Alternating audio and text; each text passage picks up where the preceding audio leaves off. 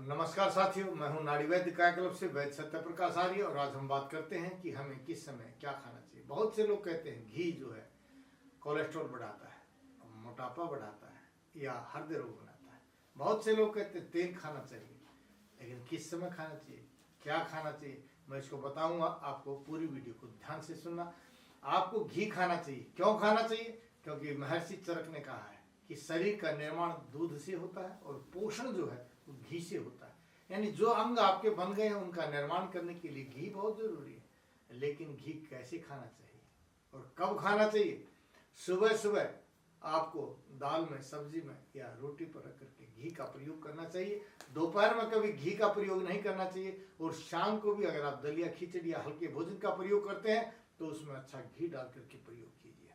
यानी सुबह शाम खाया गया भोजन और उस भोजन में लिया गया घी आपके लिए अमृत का काम करेगा। लेकिन इसी घी को अगर आप दोपहर में प्रयोग करते हैं तो यह घी आपके लिए जहर का काम करेगा, यानी पित्त की वृद्धि करेगा। और जो पित्त को बढ़ाएगा तो गर्मी के रोग बन जाएंगे। और गर्मी के 40 रोग होते हैं और उन 40 रोगों के अंदर आपका बीपी भी आता है, ब्रेन हेमरेज भी आता है, और सर्वाइकल भी आता है, माइग्रेन भी आता है, और उसी में आपके कैंसर जैसी न जाने कौन सी बीमारियां आपके अंदर आ जाती है। ये सभी गर्मी के रोग हैं। इन गर्मी के रोगों से बचने के लिए आपको सुबह शाम घी का प्रयोग करना चाहिए। हाँ, अगर भोजन को बीच में अगर आप पानी पीते हैं, भोजन मध्य अमृतम वारी, भोजन के बीच में जो पानी पिया जाता है वो अमृत का काम करता है। लेकिन कैसे पीना चाहिए? मुहुर्मुहुः वारम वारम व जिह्वाम प्रक्षालनम कृत्वा भोजनम करितव्यम। बार बार जिह्वा को धोते हुए मुख को साफ करके घूंट घूंट करके पानी पीना चाहिए। लेकिन शास्त्र कहते हैं जीर्णे वारी बलप्रदम।